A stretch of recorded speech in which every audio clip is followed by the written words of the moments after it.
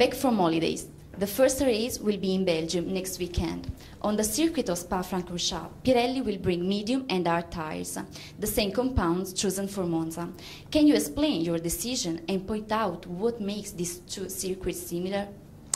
Well, we're probably going to the two hardest circuits from a tyre point of view. They really are quite difficult, characterised by high speed, which means that the tyre, particularly in the braking zone, when you're travelling at Vmax, you know, the shoulders of the tyre are going to be heated up to extremes of temperature, and that can create blistering.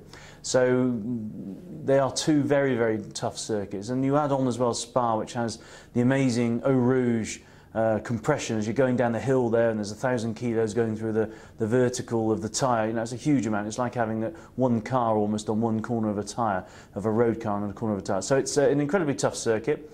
So we've taken two compounds that are quite different from last year's compounds, I have to say, because the hard tyre is more like the medium of last year, and to be honest, the medium is very close to the soft tyre. So it's still very aggressive in terms of approach. But the other challenge, of course, at Spa is the weather. I was there actually a few weeks ago at the 24-hour race, GT race, but it was 33 degrees. The day after, when I went to Hungary, it was down to 15 degrees and wet and raining again. So those are big challenges for the tyres and also, of course, for the teams.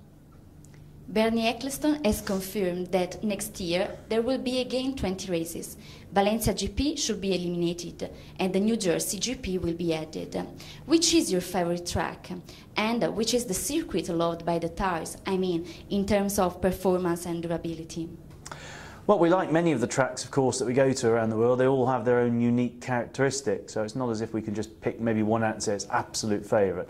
But I think some of the classic tracks, if you're a motorsport fan, are really the ones that you always look out for. Spa, I think, for drivers and for fans and for us involved in the sport is still one of the really, truly great tracks in the world of motorsport. It's a long track, it goes up and down, it's just wonderful. It is an amazing circuit. You have the risk of it raining on one half of the circuit, being dry on the other. So it's one of the most complex circuits, also amazing to drive. So I think Spa probably stands out as the great circuit. But who would exclude Monza when the Tifosi are there, the Italian fans are there, Ferrari are doing well, the colour and spectacle is amazing.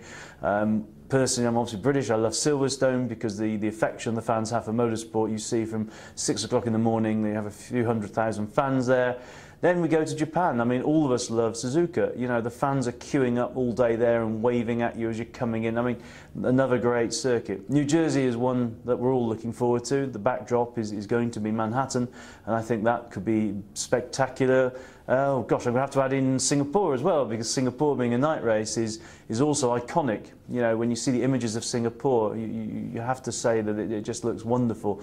Then we like Canada. No, I can go on. I think there's so many circuits that we all like.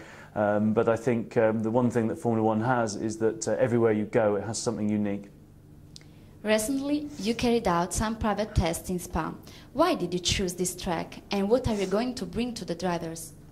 Well, Spa we use as a test location because of its difficulty for the tyres. It's particularly tyre structures. It's probably not so good for compounding, but for tyre structures, when you're looking to do something different and new, which we may do for next year, we haven't decided yet. We're gaining know-how for maybe other projects going forward, but Spa puts so much load under the structure of the tyre that it's fascinating from a designer's point of view, because we do a correlation between what we do in our simulation and our indoor testing with the actual running of an F1 car around the circuit. So Spa, a very, very good circuit for testing.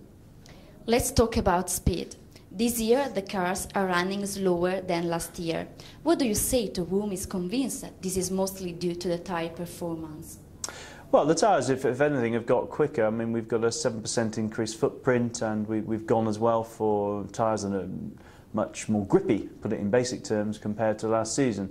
Now, there's been big changes on the cars. You know, the downforce levels have changed dramatically. There's no blown diffusers, the flexible noses that the top teams had last year, which created so much downforce. And you need to understand that downforce in Formula One is key. You know, you create downforce, you create speed. You know, that's where it comes from.